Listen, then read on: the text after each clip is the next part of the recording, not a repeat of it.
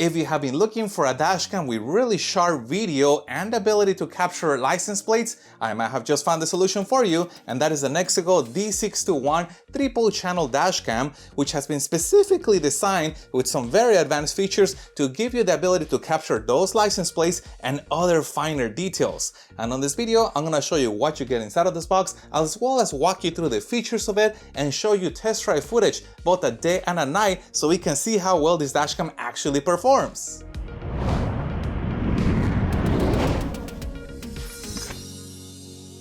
And as always, I have placed a link in the description down below to this dashcam in case you want to get one for yourself. And starting at the front, we have the forward-facing camera, and towards the bottom, we have several buttons to control the dashcam. And on the left-hand side of the dashcam, we have a reset button and we have the memory card slot. They have already included 120 gigabytes of memory, but the dashcam can be upgraded to a maximum of 256 gigabytes of memory. And towards the back of the dashcam, we get a 2.9-inch high-resolution IPS screen, as well as a cabin camera, which has 4 infrared LEDs that allows it to have through night vision. Also, the camera can be aimed left to right, but what is probably the most interesting feature of this dashcam is the ability to turn this camera around, so we have 2 cameras facing the front. And later on in this video, I'll explain why this is such a cool and important feature. And to mount the dashcam, we get a suction mount, so we can put this dashcam directly on our windshield. You'll also notice that the mount also allows for the dashcam to be aimed up or down, or aimed left to right. And finally, the mount is of the detachable type,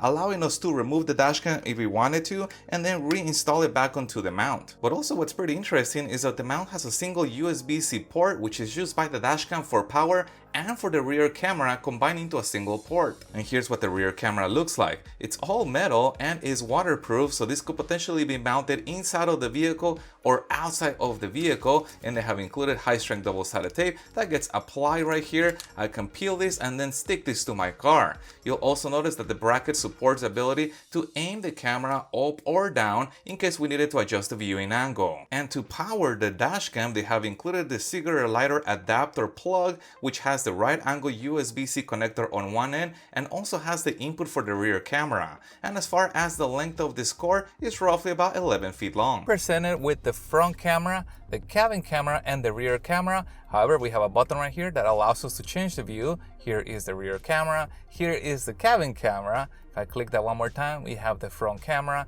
Click it one more time, we have that split view again. Also notice that we are recording as indicated by that red blinking dot, and we have a miles per hour indicator. And if I press this button right here, we can stop the recording. Pressing the button one more time resumes recording again. And the next button allows us to enter playback mode, and the videos have been sorted out into folders. We have front video of us just driving around, front video involving a potential car crash, from photos, then we have the rear video of us just driving around, rear video involving a potential car crash, rear photos, and then we have the interior video, just us driving around, or interior video potentially involving a car crash, and finally interior photos. But let's go inside of a folder by hitting the check mark icon, and as you can see, the videos are right here and we can scroll through those, and once we find the one we want, we can hit that check mark one more time and we can begin to play back the video. And the next button, which is right in the middle, allows us to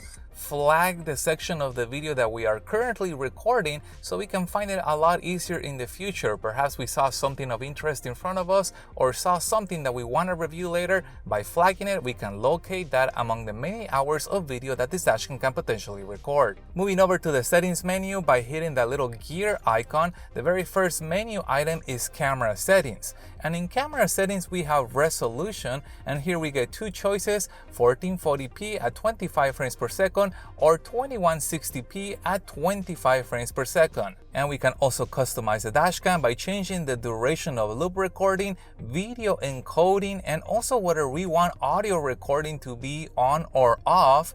And we also get a G sensor that can be turned off entirely, or we can select between 3 different levels of sensitivity, low, medium, or high. And this menu keeps on going. We can customize how the rear camera is displayed, and we can also select whether we want the cabin camera to be used for the interior of the car or whether we want that camera to be used for recording the front of the car, giving us two cameras that record the front. And if we do enable that function, we can select a different exposure when does that function come on, and this can potentially enable us to capture license plates in situations where normal dashcams with only one camera cannot capture license plates. Moving over to system settings, we get a screensaver, and we can select in here for the screen to turn off after a period of time while the dashcam continues to record, or we can select to have the screen on all the time. We can also adjust the volume of the dashcam, which includes the volume of the videos that are being played back on the dashcam.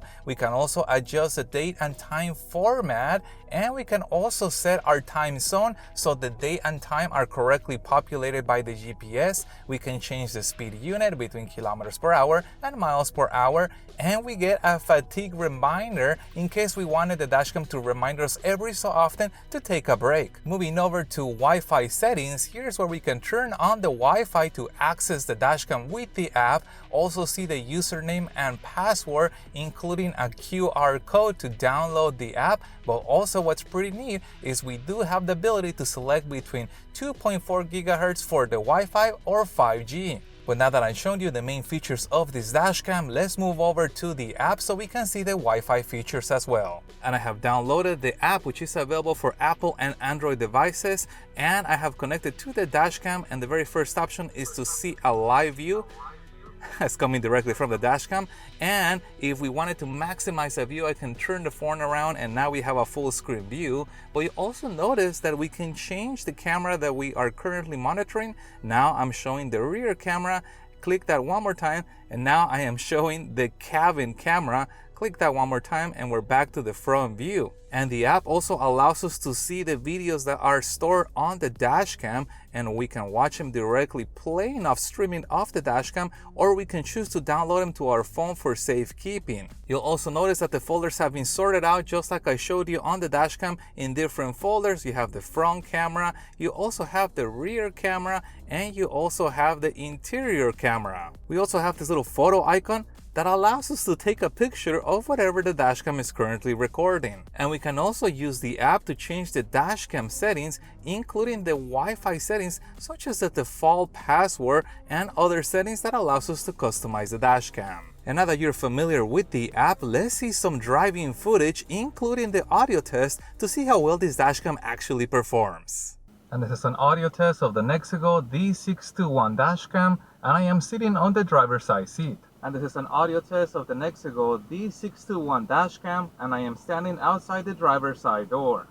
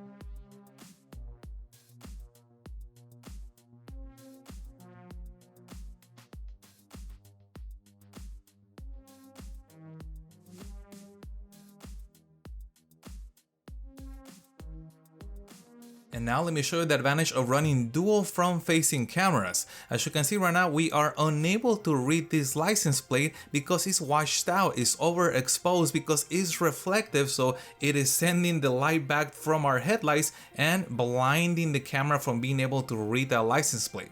However, if I enable the special exposure time, notice what happens. Now we can actually read the license plate. Everything else around it got pretty dark, but we can see that license plate clearly. Now, this doesn't matter that the rest of it got dark because we have the secondary front camera also recording, and on the secondary camera we can see that that one didn't get dark. That one we can use to record the surroundings, what led up to the accident, and once we need identification, we can use the video recorded by the secondary camera, allowing us to see the information that otherwise would have been washed out. And here's another advantage of recording with dual front-facing cameras. We are looking at the interior camera facing forward, and this camera has an angle of view of 132 degrees. It's a wide angle view, so we can see a lot of detail towards the left and a lot of detail towards the right. However, compare that view to the view provided by the front camera, which only has an angle of view of 88 degrees. You can see how the view gets tremendously cropped,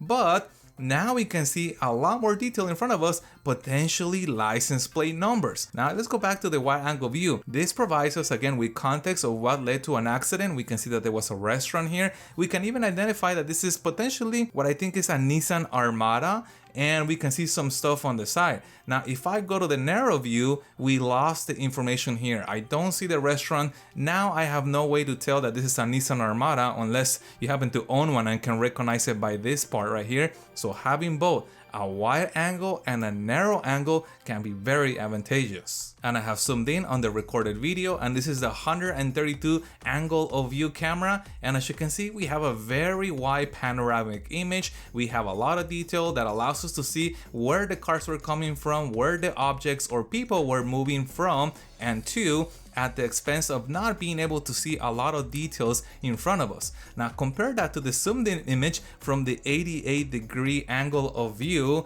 camera, and now we can start to see some numbers. Now we can start to see some letters. We can definitely make up something in here as far as that license plate versus this wide angle image.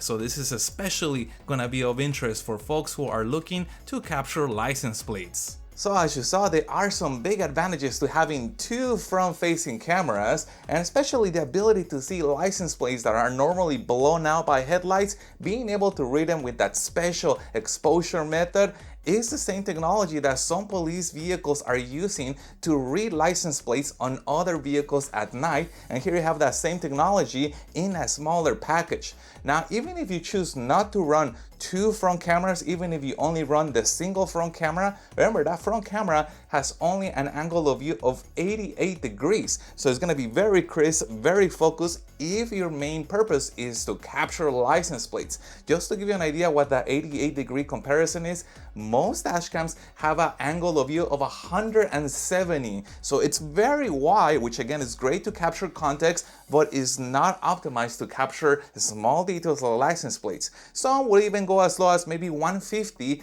but they don't go as low as 88 degrees. So if you plan to use this dashcam on the 3-channel method, one front, one cabin, and one rear, you're still gonna get some benefits of being able to capture license plates. But I would like to see if Nexigo can also give us an alternative mount. The included suction mount works great and it sticks really hard to the windshield where I don't think it's gonna fall off. But I would love for them to include, whether in the box or as a separate add-on, a low profile mount that mounts with high strength double-sided tape directly to the windshield. Suction cup mounts are great if you want to experiment with moving the dashcam different placements and locations in the windshield, but low profile mounts, permanent mounts, are gonna be great if I just want to stick that permanently to my windshield and not move the dashcam, which is my preferred method. So remember, I put a link in the description down below to this dashcam in case you want to get one for yourself, and if you have any other questions regarding this, please put that in the comments also. And if you found any part of this video helpful, hit the thumbs up button to support the channel, and stay tuned as I have a lot more dashcam videos coming up.